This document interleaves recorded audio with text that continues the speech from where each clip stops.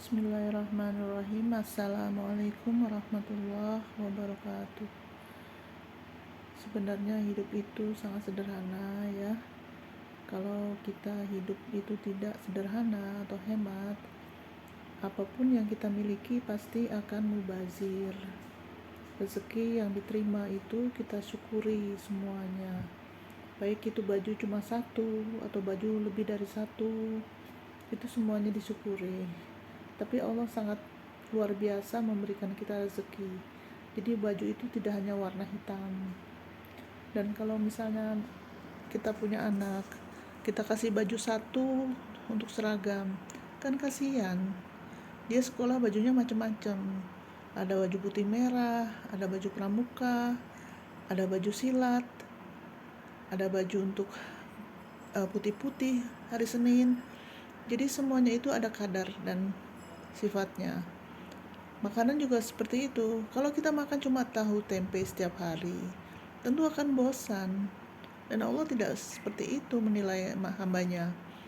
Jadi semua itu intinya adalah kalau kita semakin menambah harta kekayaan, tidak pernah berzakat, itulah yang merugikan. Kalau semestinya kita pernah meluangkan waktu untuk berkunjung ke panti asuhan atau ke rumah yatim piatu atau difabel, intinya karena mereka sebenarnya punya kelebihan, tapi kita kadang-kadang salah.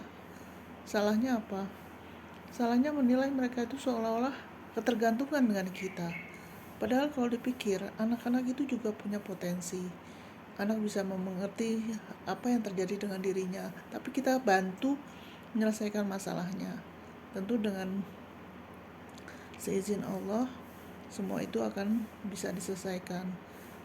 Zaman sekarang, anak-anak itu butuh yang namanya identitas. Dari siapa saya lahir, dengan siapa saya bergaul, dengan apa saya bergaul, dan khawatir kalau dibully. Jadi itulah, sementara ini orang tua jangan sampai mengatakan sesuatu yang di luar konsep keimanan ketakwaan. Misalnya, saya ini memang jahat, nggak bisa ngurus anak, dan saya biarkan anak saya kemana-mana, terserah mau bergaul dengan siapapun, yang penting sampai rumah. Padahal sesungguhnya banyak sekali masalah di luar sana, dan kendalinya adalah kita titipkan pada saat liburan itu untuk memahami bahwa kebenaran itu adalah kasih sayang antara orang tua dengan anak. Anak tidak dibiarkan hanya untuk hafalan, tidak juga. Karena anak itu juga butuh konsentrasi untuk dirinya sendiri. Misalnya dia butuh untuk bermain dalam posisi umur yang sesuai. Dia butuh untuk mengenali lingkungan dengan pengawasan orang tua. Dia butuh juga bergaul dengan yang lain, tidak mementingkan isolasi dengan dirinya. Dia juga butuh untuk ulang tahun, itu juga butuh anak itu mengenali tetangganya, mengenali kerabatnya dan sebagainya.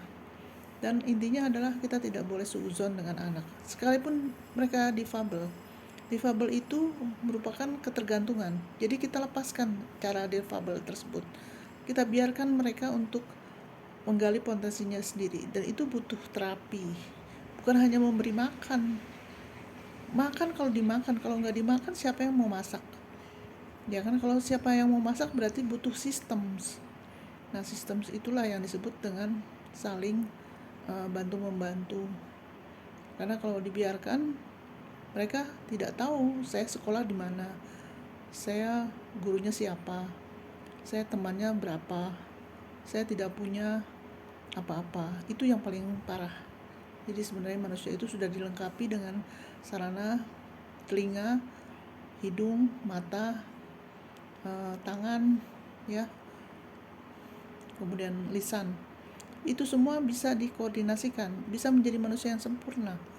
Ketika sudah sempurna memahaminya, maka dia bisa sholat, maka dia bisa mengaji. Jadi taraf yang awal adalah perlahan-lahan kita membentuk karakter agar manusia kedepannya bisa lebih baik lagi, tentunya dengan mengikuti cara Rasulullah SAW.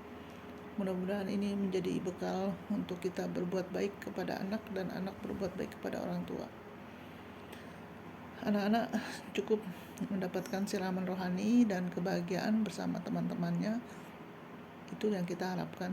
Assalamualaikum warahmatullahi wabarakatuh.